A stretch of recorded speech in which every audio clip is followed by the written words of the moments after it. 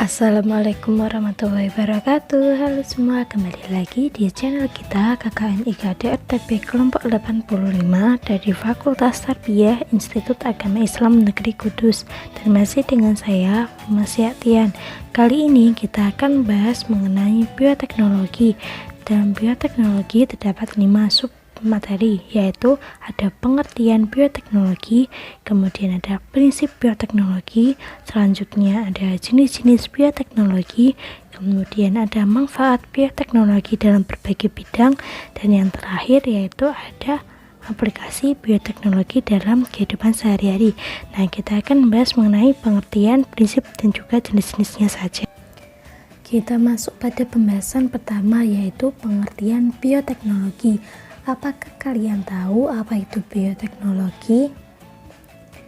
Bioteknologi secara bahasa berasal dari 3 kata, yaitu bio, teknos, dan juga logos.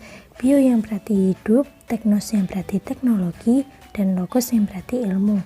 Sedangkan menurut istilah, bioteknologi merupakan teknologi yang menggunakan sistem hayati atau proses biologi untuk mendapatkan barang dan jasa yang berguna bagi kesejahteraan manusia. Jadi, dapat disimpulkan bahwa bioteknologi adalah ilmu yang menerapkan aplikasi dari prinsip-prinsip biologi untuk menghasilkan barang atau jasa yang berguna bagi kesejahteraan manusia.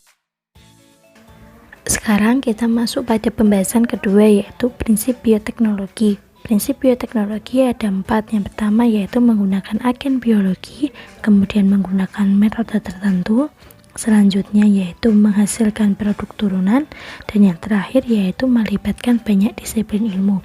Bioteknologi ini tidak berdiri sendiri, akan tetapi dia melibatkan banyak sekali disiplin ilmu, seperti ada ilmu mikrobiologi, kemudian ada ilmu biokimia, selanjutnya ada ilmu genetika, kemudian dia juga melibatkan ilmu biologi sel dalam prosesnya, kemudian ada ilmu teknik kimia, dan yang terakhir bioteknologi juga melibatkan ilmu enzimologi. Selanjutnya kita masuk pada pembahasan jenis-jenis bioteknologi. Yang pertama yaitu bioteknologi konvensional, contohnya seperti produk tempe. Nah, yang kedua yaitu ada bioteknologi modern, contohnya yaitu cloning pada domba doli. Selanjutnya kita masuk pada pembahasan bioteknologi konvensional. Bioteknologi konvensional adalah bioteknologi yang memanfaatkan organisme untuk menghasilkan produk melalui proses fermentasi. Bioteknologi konvensional juga memiliki kelebihan.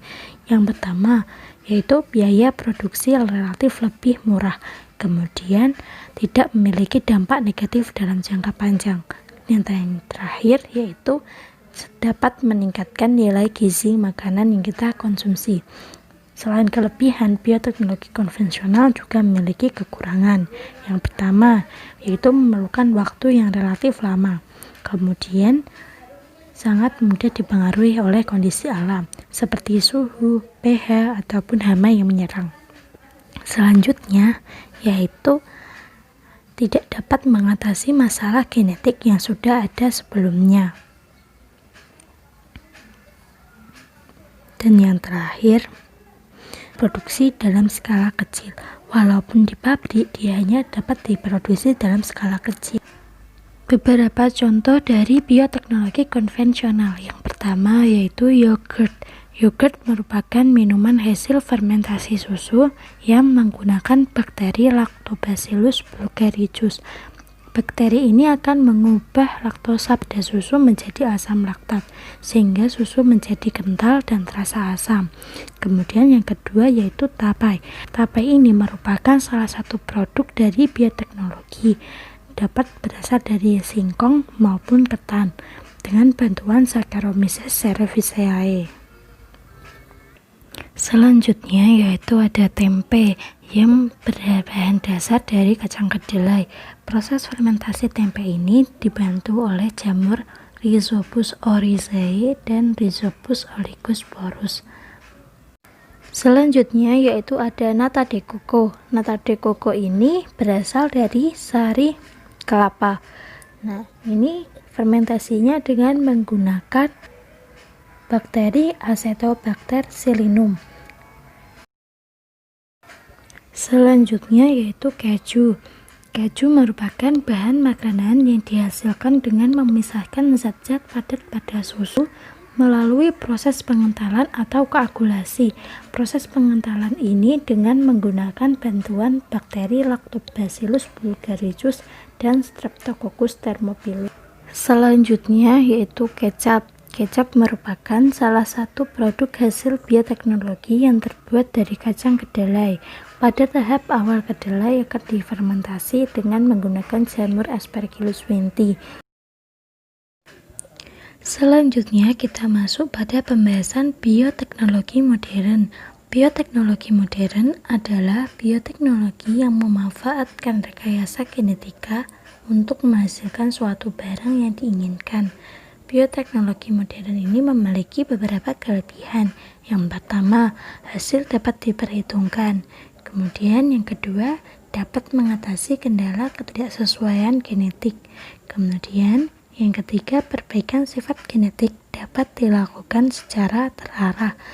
Kemudian dan yang terakhir yaitu menghasilkan organisme dengan sifat baru dari organisme sebelumnya. Nah, selain kelebihan, bioteknologi modern juga memiliki kekurangan. Yang pertama yaitu biaya produksi relatif lebih mahal, karena alat yang digunakan dalam bioteknologi modern sudah relatif canggih dari bioteknologi konvensional. Kemudian, pengaruh jangka panjang belum dapat diketahui.